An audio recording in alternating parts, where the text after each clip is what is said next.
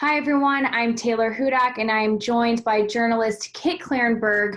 Today, we are going to be discussing Chelsea Manning being released from prison. We learned this yesterday, and this is really, really good and positive news for both Chelsea and her legal team. So here to discuss more on that is congressional candidate Nathaniel Mulcahy from Massachusetts 6th District. So Nathaniel, thank you so much for joining us. How are you? I'm fine, thank you very much. It's after all these months and years of struggle, it's nice to see some positive news for Chelsea, although I'm more than a little concerned about the unjust fine that she's going to have to deal with. But I think her supporters will be able to help take care of that. Yes, and later on in this show, we will be highlighting ways that the viewers and people who support Chelsea Manning and other whistleblowers can help contribute to her legal funds so she can pay off this tremendous debt that she does have. So Nathaniel, I do want you to kind of just describe for everybody right now why you support Chelsea Manning and why you advocate for whistleblowers. Happy to. So I've been a strong supporter of Chelsea from the very beginning. We within this country take great pride in democracy, and it can be argued whether or not we actually have one at this moment, but should we have one, or should we be striving to have one, one of the fundamental elements for making sure we have one are whistleblowers. You can't have a government without a checks and balances system. And Chelsea courageously was just that. She was the whistleblower, but in a way that followed all the rules. So she went to her superior, she brought up the attention to her superior, she did all the correct steps, and none of that was responded to correctly. And because of that, she then became a whistleblower in the sort of popular sense of a whistleblower, and has, because of her courage, suffered absolutely unjust punishments. And the fact that she and Julian Assange and Reality Winner and Edward Snowden, to a different extent, are being punished for keeping our government honest, tells us that our government essentially is not being honest. I actually wanted to I wanted to ask you, Nathaniel, about the difference between coercive and punitive incarceration. Is that something you're able to talk about? Not to a great extent, because I'm certainly not a lawyer, nor am I a legal expert. But but we do have, at least within this country, we have the concept that whistleblowers are to be legally protected. They should not be facing any punitive damage or punitive consequences for coming out with what is factually based. The other critical thing to keep in mind here is the Fifth Amendment, which is a constitutional right. And Chelsea had already testified about WikiLeaks. She had already testified about this. She had then been exonerated, had been released and freed. They brought her in. So you cannot be tried twice for the same crime. They did. You can, and you have the right to not self-incriminate, which she chose to invoke and was prohibited from doing that. So this is, one could say this is a constitutional emergency as well as a democratic emergency for this country. So that's a really great point that you bring up, Kit. So can you maybe describe through your perspective, if you would like, how you see these fines in particular? Because for everybody that's watching right now, do know that Chelsea Manning was not only being incarcerated because she refused to testify before a grand jury investigating WikiLeaks, but she was also being fined at first $500 a day, and then after a certain period of time, she was then being fined $1,000 a day. So, Kit, how do you see this? Well, I mean, this concept will be quite difficult for a lot of viewers outside the US to understand, because typically people, when they are punished, the clues in the title, in a legal sense, it is punitive. So they'll be fined for criminal activity or incarcerated for criminal activity. But in the US, and I'm not entirely sure whether this is unique to the States, someone can be held in civil contempt in order to coerce their compliance with the court's order to testify before the grand jury. This isn't punishment; it's strictly to try and compel people to like to speak, which is quite a threatening concept because the right to silence, and as Nathaniel mentions, the right against self-incrimination is a long-standing legal principle. But also, grand juries in themselves will be quite an alien concept to a lot of viewers, I would imagine, outside the US. And I believe it's only the US and Liberia that still maintain. What are your thoughts on that, Nathaniel? Within the context of whistleblowers and the right to remain silent and not self-incriminate, I think that is. I think we are witnessing, not only within the United States but globally, an erosion of this right, and it itself is a very dangerous warning for all of us. It has far-reaching consequences, not just in terms of our democracy, but in terms of public safety. We had talked before we started today's interview briefly. If we want, it is justifiable to say that whistleblowers not only save democracy but can save lives. Right now, globally, we are facing the pandemic of the COVID-19 or the coronavirus.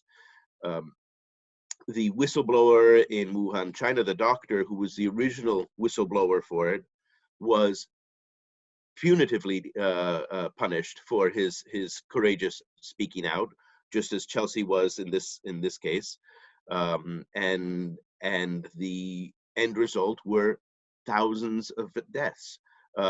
Within this country too, we had whistleblowers trying to alert us to the dangers of the corona outbreak prior to our government taking action, and as a consequence, our government not only suppressed those whistleblowers, but then delayed acting towards responding to this very serious pandemic that we are now facing. The consequences then could be easily showing that whistleblowers not only save democracy, but save lives. And in the case of Chelsea, she saved democracy, possibly lives as well, because the viral video that certainly brought all of our attention to Chelsea of the civilians and reporter being shot. Collateral murder. Yeah, absolutely correct. That's the right word. Brutally so, and for sport. I think the world became aware of that, and as a consequence, more lives were saved, because those actions, I think, would be harder to do following what Chelsea released. Given the significance of what Chelsea released, and indeed the service that she did to democracy, why do you think there aren't more prominent supporters of her in the mainstream, whether politically or otherwise? My opinion on this is people are afraid. I think the what Chelsea has been subjected to since her courageous whistleblowing and her right of invoking her Fifth Amendment have been a wake-up call to anybody who might have been tempted to stand up for democracy, who might have been tempted to themselves be a whistleblower. This was not to punish Chelsea. This was to prevent anyone else from ever being as courageous as Chelsea has been. Sure, I think it was absolutely to also set an example of Chelsea Manning, to discourage others from following the same path that she has. Now, also, too, I think the fact, at least for politicians and people who are in positions of power, the fact that they are fearful to maybe come out and state that they do support Chelsea Manning for the heroic actions that she took. The fact that they're afraid to do so because of the potential political consequences for doing so is really indicative of a much larger problem that we have systemically. I would absolutely agree. I would absolutely agree. If you look within the U.S. politics right now, and as a congressional candidate, it's certainly been eye-opening to see things politically from sort of an inside perspective now. You know, people say, what's the hardest thing about running for office? And my first reaction is all the snarky comments that I'm not allowed to say in public anymore. But aside from the snark, you gauge everything you say for fear that it'll either hurt or help your campaign. And I think because I'm not a politician, you know, I'm a scientist, I'm an engineer, I run a humanitarian company. I have been more outspoken about Chelsea. I wonder if that were the case, if I were already in Congress, if I would still be as outspoken. And I would hope to be. I would hope to be. But I can see, you can see even the most progressive candidates, once they're in office, you see them slowly shifting and falling in line. One of the reasons that I really support Bernie Sanders is he's never fallen in line. You know, for 40 years, he has done his own thing, and that has come with consequences, sometimes not so good for him. But we need more people who are not worried about the consequences of their action and who are willing to stand up for truth. And that is, at its core, why we all need to be supporting Chelsea Manning. You mentioned Bernie Sanders is outspoken in general. I mean, he's been. I'm not sure he's been particularly vocal on Chelsea or indeed Assange. I don't think he has. You know, within anybody's existence, you choose your battles. And you know, as a candidate, could I have 32 platform issues? Possibly. Would that be useful? No, because it would detract from certain core issues. I think he is wisely focusing on some core issues that are fundamental for explaining who he is and what his platform is. But he has certainly been a champion of democracy from the very beginning. I mean, look at his stand on Palestine, which is a not very popular stand within politics in the United States. He objected to the moving of the embassy. He is for Palestinian statehood. Those are not politically prudent viewpoints, but he's been outspoken about them. That's what we need. We need people who are willing to say what is truth. Chelsea did that. Bernie does that on his topics. In my own very small way, I attempt to do that, and that is why I'm delighted to be part of this conversation today. Yeah, and we're really happy to have you joining us, of course, and speaking about this very important issue. On the subject of Bernie Sanders, I have been very critical about his failure to mention Julian Assange's name and his failure to really stand up for the First Amendment as it's really being under threat with this potential extradition from the UK to the US. I've been very critical of him on that. I think that we need to kindly and politely put pressure on him to really make a statement about this issue. But you do bring a very interesting perspective, Nathaniel, when you're talking about how the candidates need to focus on certain issues. Having like 32 campaign platforms that you're really running on is quite difficult. And that makes sense. And that's a good point you bring up. Yet at the same time, I think that fighting for the First Amendment and for a free press has to be one of those key and essential issues, at least for me. At least for me, that's a really important issue. Now, earlier in the conversation, before we started filming, I'm sorry if you hear dogs barking. I hope you can't. Okay. Yep. Earlier, you can. Yep. Love dogs. They're great. Okay. I'm sorry about that. You'll hear mine. Mine is snoring every so often, so that's slightly different. So, Nathaniel, I do want you to maybe talk about your political opponent.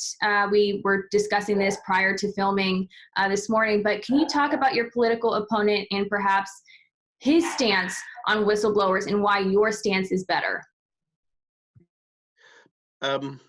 Better is a different word. It's a challenging word because I would say we're different. We're certainly different, and we come from very different perspectives. My opponent is Seth Moulton. He's been in Congress now for 3 terms. He's a Marine. He's decorated. He is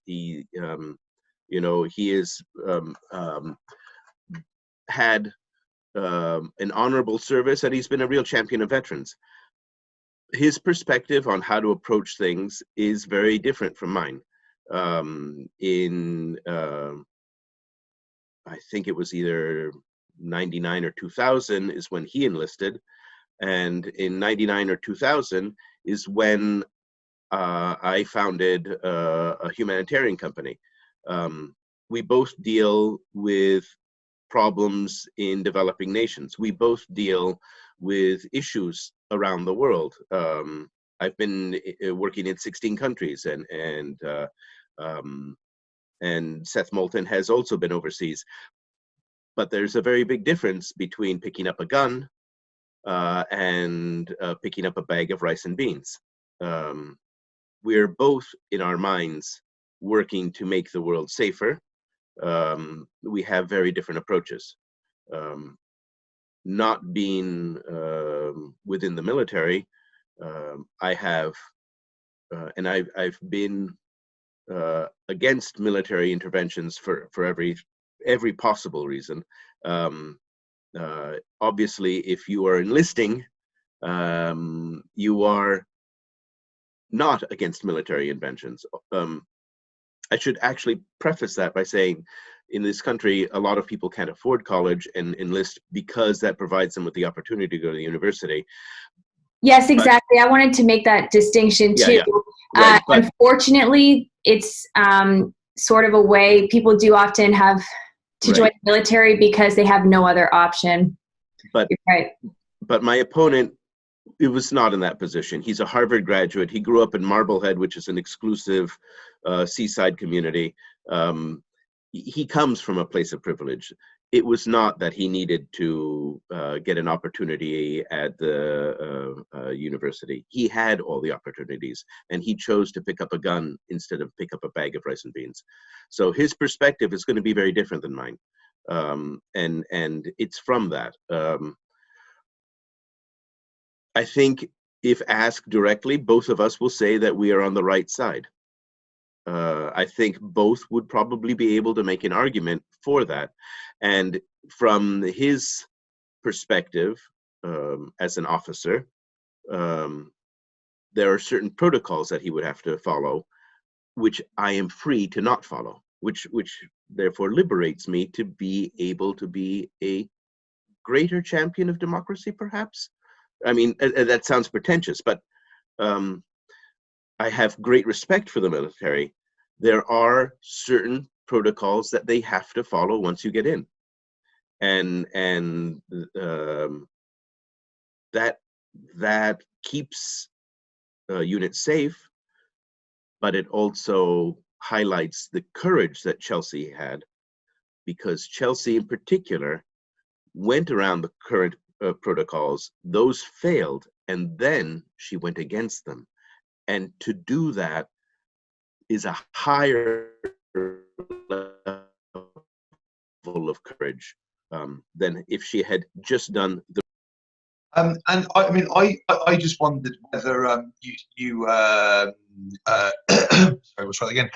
I wondered whether you had any thoughts on whether Chelsea's release was in any way connected to Julian Assange's ongoing extradition hearings, whether that was an indication that the US government sees Assange's extradition to the US as a kind of fait accompli, inevitability at this point.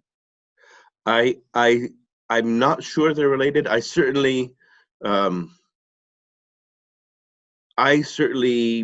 cherish the hope that the Australian government will step in and defend their own citizen at some point. I mean, it is unconscionable that the Australian government has not stepped in, especially after all the charges against Assange have been dropped. So he is now free of any charge and still imprisoned. So I mean, that is outrageous to think that he's still in jail. It really is. And to just clarify quickly, so Assange was imprisoned for a 50-week sentence initially for violating bail. He was given a very harsh penalty for that, but he served his sentence. So right now he is in Belmarsh prison as a political prisoner at this time. And then I can speak a little bit to what Kit was saying, and then I'll let you finish your point, Nathaniel. But what we can at least assume and gather from the facts that Chelsea Manning has been released, and now that this entire grand jury investigation has been dropped, is that there are, of course, or at least as of right now, there are no additional charges that they're going to put against Assange or any other WikiLeaks staff members. That we do know. I can't speak to that. I wonder if the government started. I mean, a $250,000 fine is certainly a punitive fine, but the Fifth Amendment is a constitutional right, and the precedent that they are setting there is a dangerous one. I wonder if the value at this point. Chelsea is hard pressed to face a fine which must be paid upon release.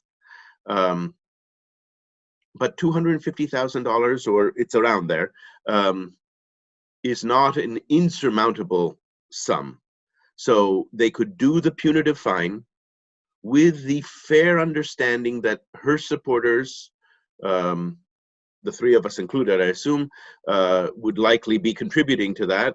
And it is not impossible to assume that her supporters will be able to cobble together the amount that's needed.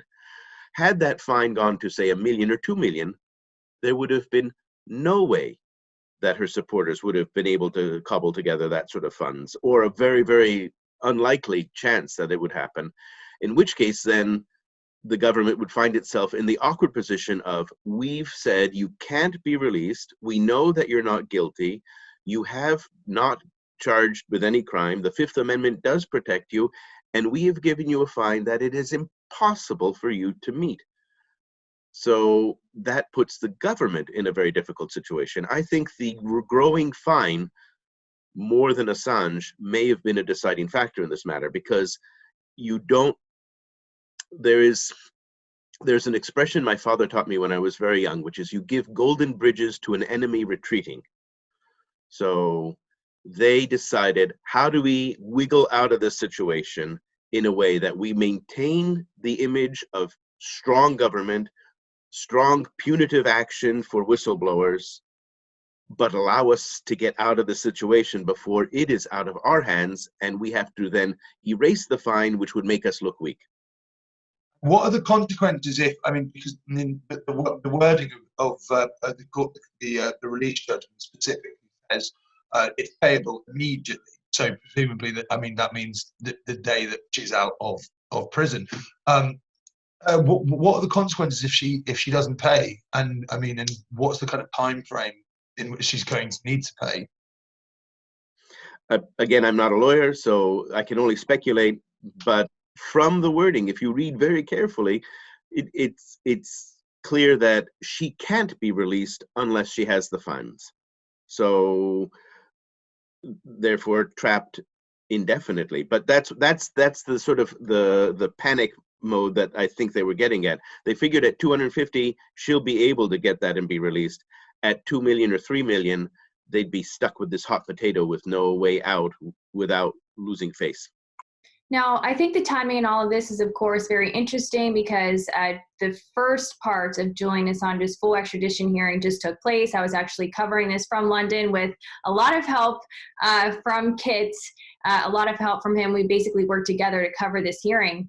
And we learned, now I was not reporting from inside the courtroom, I was outside the courtroom, but we did learn on Tuesday, I believe, Monday or Tuesday, early on in the hearing, this first part of the hearing, we learned that the United States really did mischaracterize the sort of associations that were taking place between Manning and Assange. They tried to frame it as if these two individuals were co-conspirators, when in reality, Manning was just trying to use this certain account and get into this computer for entertainment purposes, not to gain access to classified material to then leak to WikiLeaks. And so I think that it's the defense and the arguments that they presented in court during the hearing that really initiated the U.S., this judge in particular, Anthony Tranga, to release Chelsea Manning. The U.S. is seeing that they do not have a strong case here at all. And in fact, that was indicative of an abuse of process. That's incredibly enlightening. So with that being said, of course, it's really, really important that people who support Chelsea Manning and support whistleblowers really do step up if you can, and support her by donating. And I know that there are there's a GoFundMe that's been created, and there is also another charity that's been set up. Kit, if you could maybe explain where people can find this information, how they can donate. It's really important to do this. And of course, we know that not everybody is able to donate. Not everybody is able to do so, but just circulating that link on social media, telling your friends, your family, making people aware about this is just as helpful. Yeah, absolutely. And I mean, there are two primary crowdfunding initiatives. One is connected with Save Manning, which is obviously a dedicated support group for Chelsea. But I think you highlight something very important, which is the need for anyone who supports Chelsea or Assange, or indeed is just passionate about free speech and and worried about the future of journalism, to publicize this any way they can when they're talking to family and friends, or posting on social media, because there is a almost total mainstream media blackout on the actual facts of these kind of intimately intertwined cases,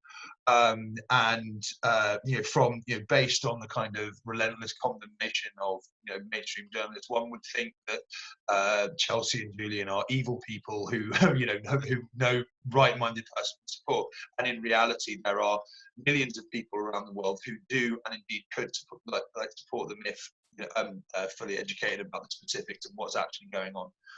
So yeah, it's very much in the hands of grassroots supporters.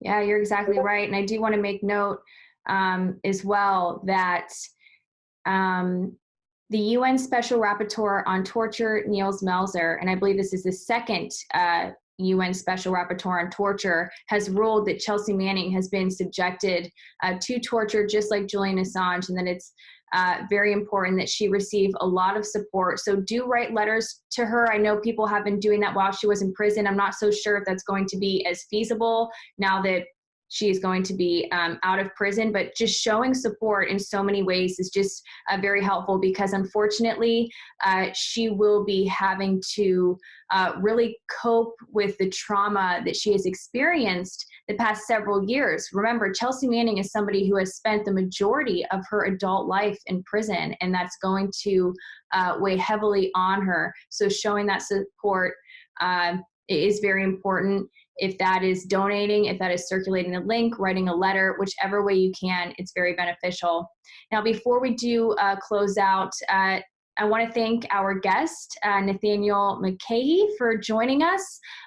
Do let everybody, I know you're running for Congress in the 6th Congressional District in Massachusetts. So I want you to have the last word here, and I want you to have the opportunity to discuss why you're running, and I know you alluded to it earlier, but why you're running and why you are the best choice for the people in this district. And then also do let everybody know where they can find you on social media and where they can find more information about your campaign. Thank you for that opportunity, but I'd actually prefer to first focus a little longer on Chelsea with one critical thing that I beseech the world to not overlook. So Chelsea is not by herself. I mean, she is part of a small but critical group of whistleblowers, including reality winner, Edward Snowden, Julian Assange. we can't forget their other names. But one thing which we haven't discussed today, and I think is a core reality, and is that Chelsea is a trans woman.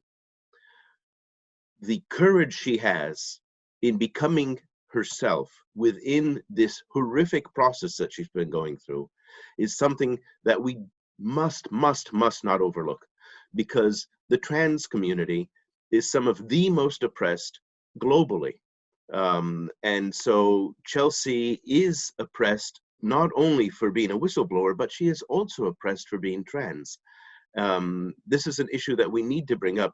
I discussed with you briefly that this aspect of Chelsea's courage so moved me that I commissioned that painting that I sent to you guys earlier.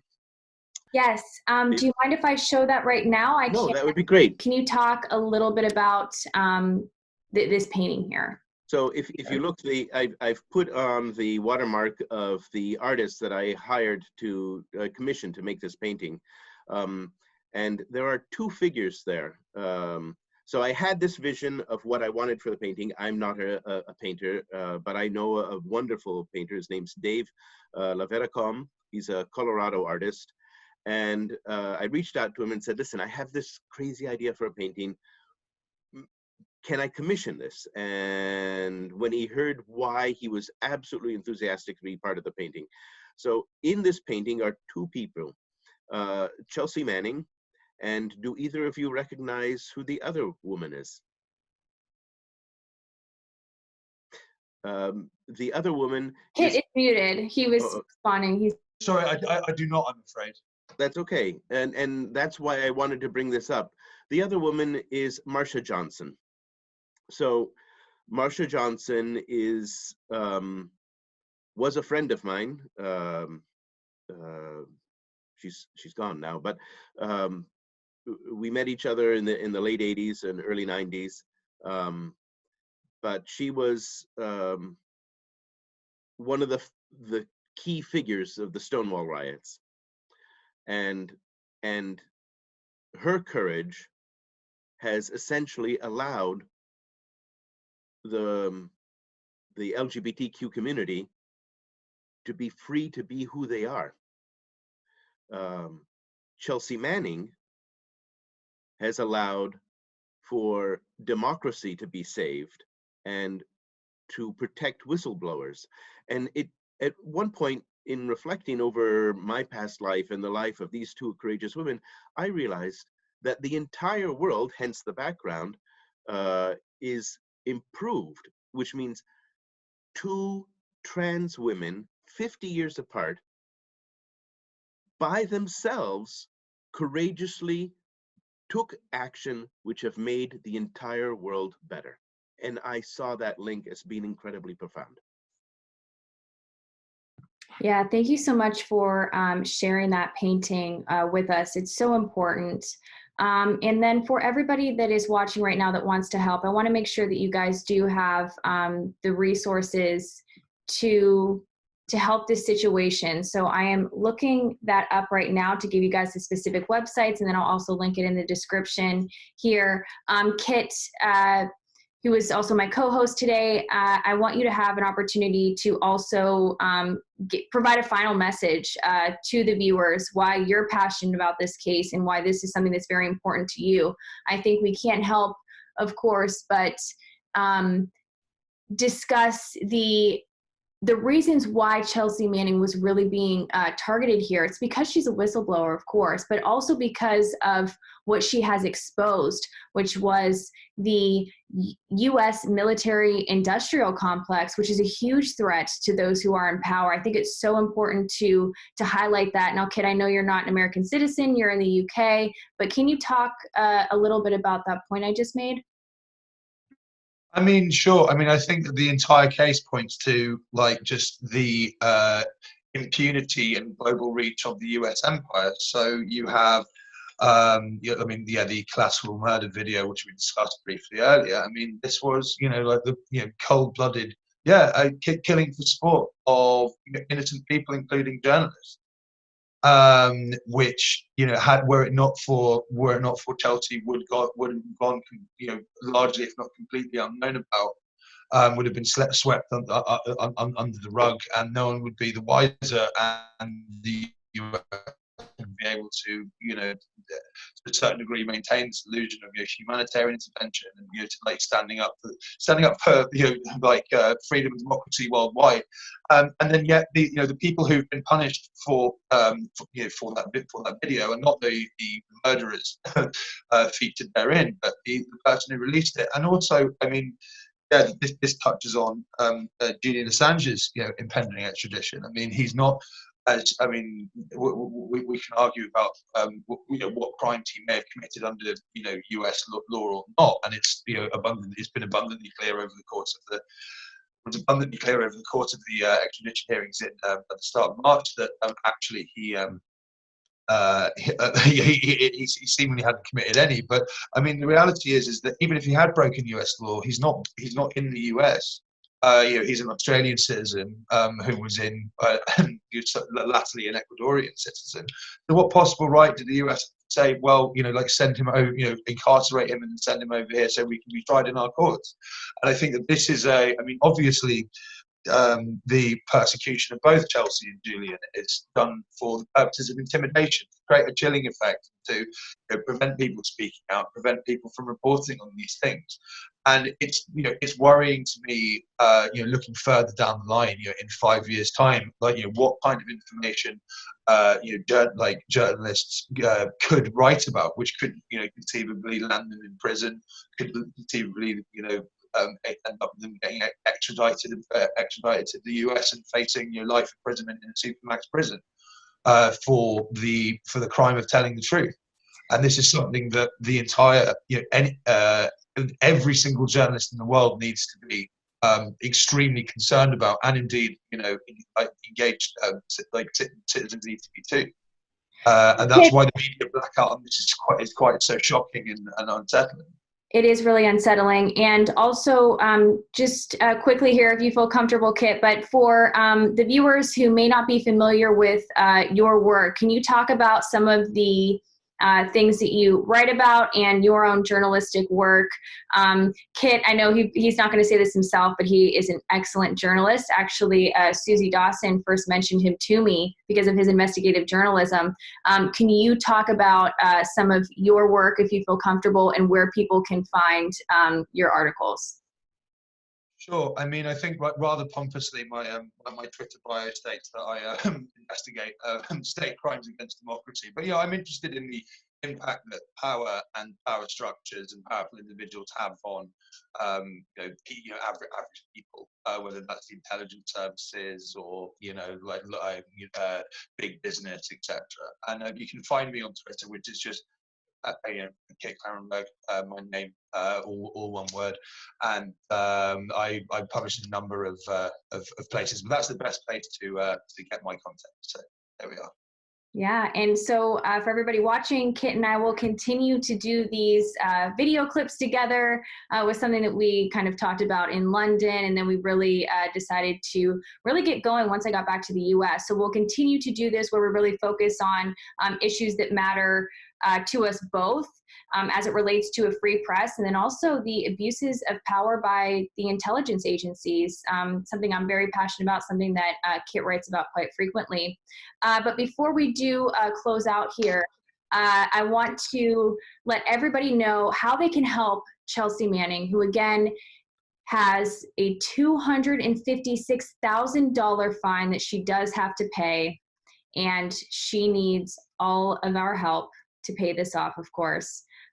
You can do so by going to her GoFundMe, which I will put in the description, and then also to Action Network Legal Defense. Her Action Network Legal Defense website also has a link where you can help her out, and I will put that on the screen so everybody is able to more easily find that.